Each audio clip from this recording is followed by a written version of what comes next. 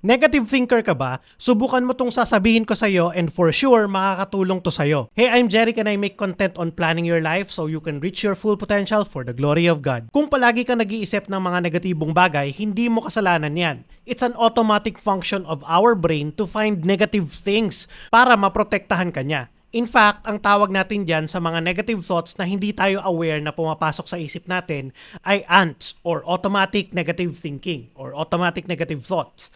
Halimbawa, gusto mo nang umalis sa current work mo kasi toxic na yung environment, maliit yung sweldo, inconsiderate yung boss mo, hindi ka na nag-enjoy, hindi ka nag-grow and so on.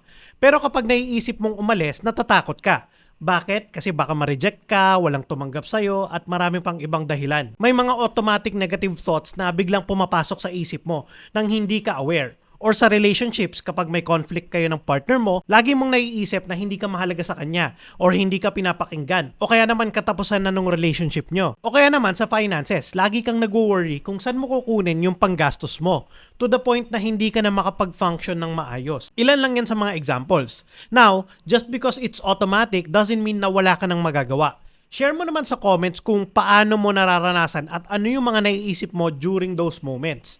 Anyway, paano ba natin to masosolve? Kaya natin gawin yan in 3 simple steps.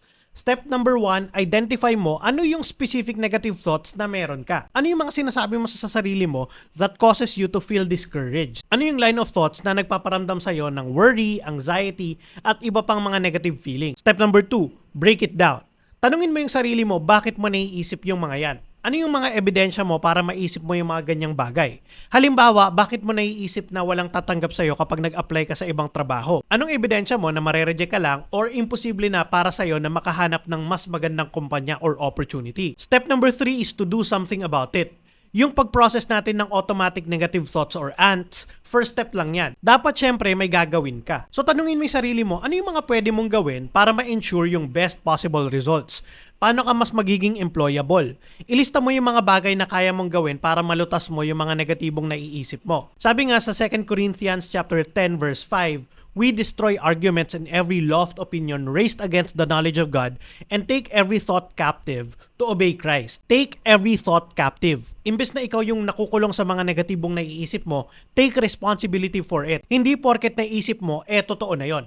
That's it for me. Thanks for watching and remember, just conquer today.